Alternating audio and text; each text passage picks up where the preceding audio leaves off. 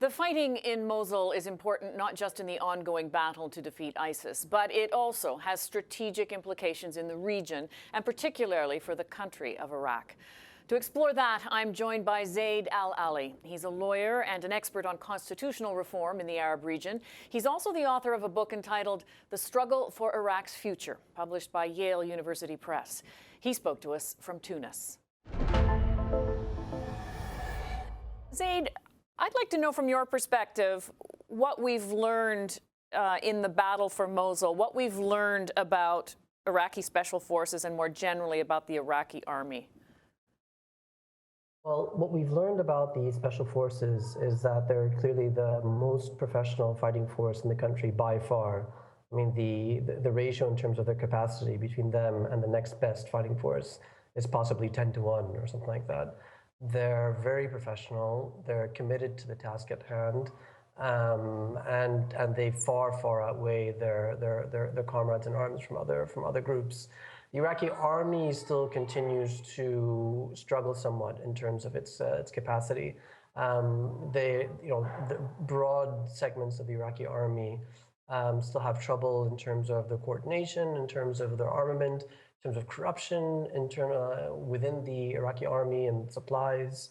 They struggle significantly. And the other thing that I should just add is that, broadly speaking, there's a major problem of coordination and cooperation between all Iraqi security forces.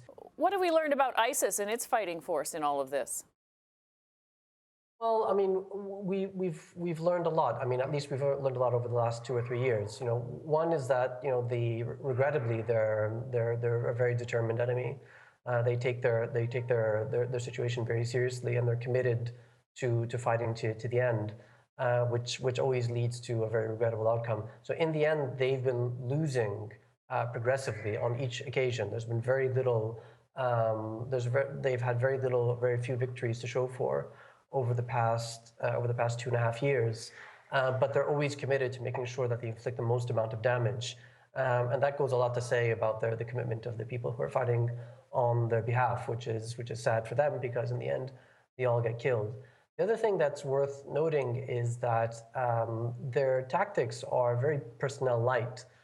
It takes the Iraqi army and the various fighting forces in the country a lot of effort to retake specific neighborhoods, and often they're fighting against very few ISIS fighters. This is that the ISIS fighters tend to be very deeply entrenched and use some tactics which are very painful and inflict a lot of damage, but which don't necessarily require a lot of personnel. And in each of the neighborhoods that the Iraqi military has been taking over, or the cities and neighborhoods, so including Tikrit and various areas in Mosul, often when a neighborhood is taken over, they'll find very few corpses of ISIS fighters that are left over, and that just goes to speak to their strategies.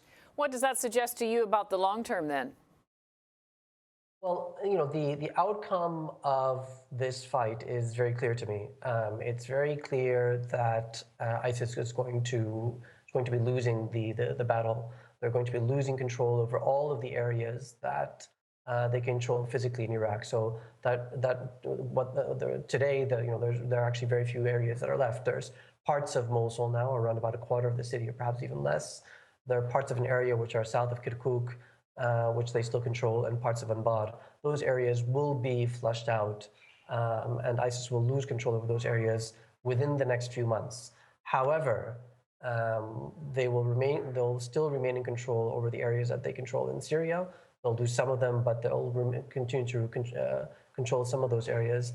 And broadly speaking, what's going to end up happening over the next few years is that ISIS will just fall back on the tactic they employed in the past, which is to engage as a classical guerrilla force and terrorist organization. We've been focused to a large degree, at least from outside of the region, on the fight against ISIS. But you've argued as well that the sort of greater challenge for Iraq, the determinant challenge, I think you called it, it lies elsewhere. What are you driving at there? Well, the long-term prospects for Iraq's security and its survival as a nation state or as a country really rests on the political class's ability to reestablish the rule of law, or to establish the rule of law, I should say. So Iraq doesn't need to become Denmark, Switzerland, or Canada overnight.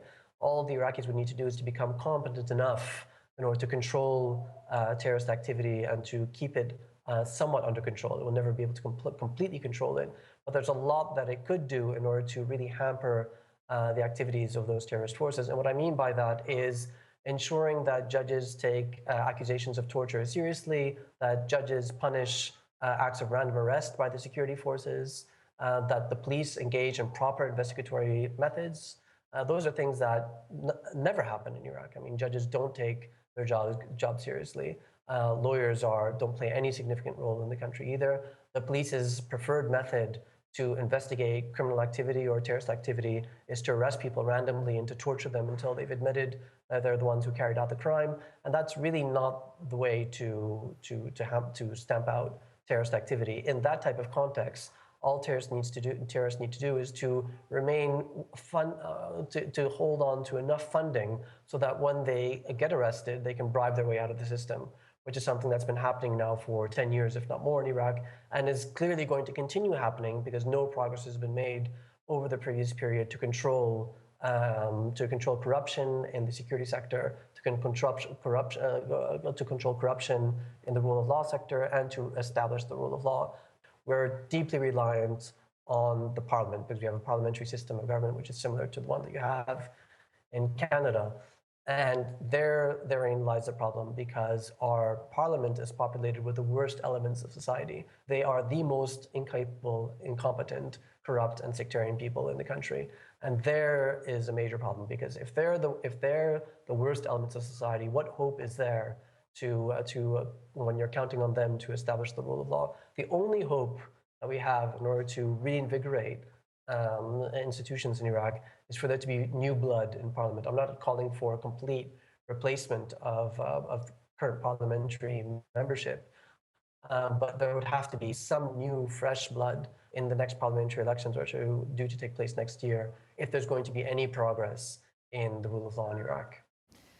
Zaid, thank you very much for your insight on this. I appreciate it. My pleasure. Thank you very much.